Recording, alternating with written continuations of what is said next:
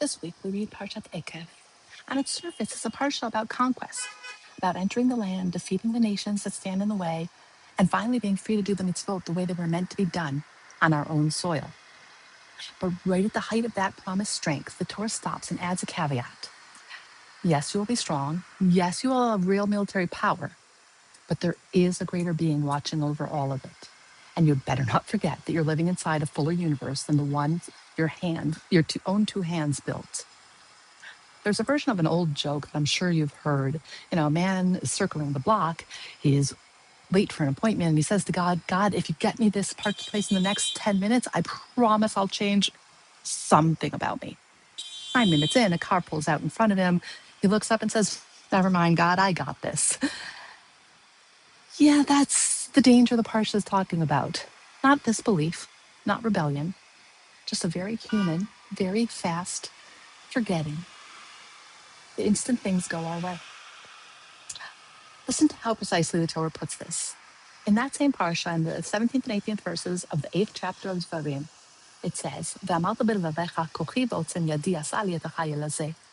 V'zacharta et Hashem Elokecha ki hu hanoten lecha koach la'asot chayil למען הקים את בריתו אשר נשבע לאבותיך כיום הזה." And you say to yourself, my own power and the might of my own hand have won this wealth for me. Remember that it is the eternal your God who gives you the power to get wealth in fulfillment of the covenant that he made an oath with your ancestors, as is still the case today. Now notice what the verse does not say. It doesn't say your strength is an illusion or that you didn't actually do anything. It says the opposite. You did do something. You built something with real power of your own. What it asks you to remember is where that power came from in the first place.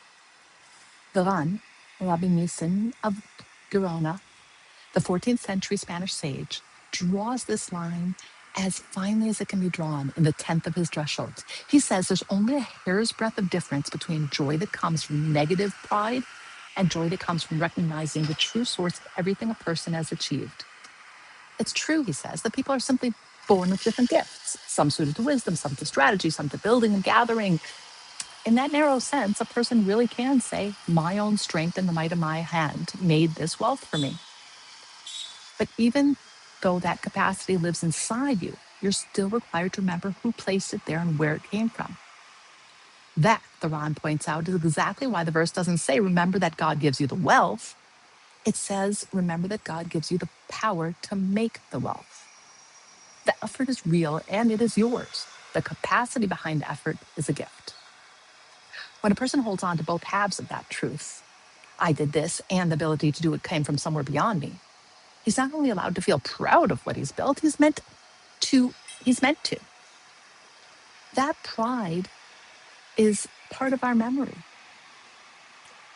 Rav Mordechai Eliyahu, the 20th century Sephardic chief rabbi of Israel, points to something practical the Torah does say about this danger. Not just saying, he says does something. He's talking about the commandment to make a blessing after eating. You say that you eat and be satisfied, and then you do this large blessing, a birkat hamazon.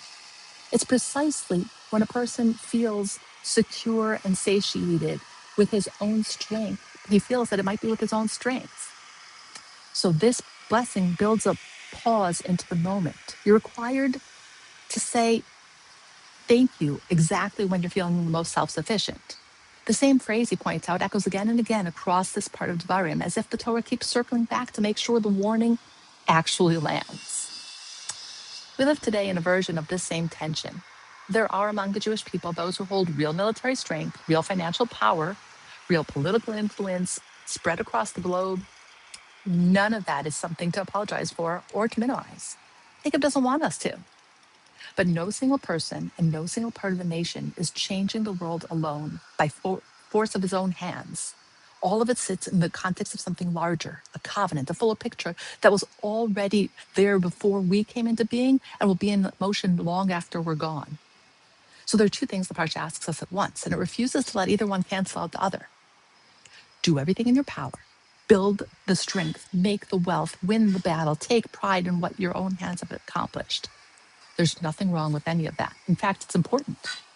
But remember at that very same moment that not everything is in your power.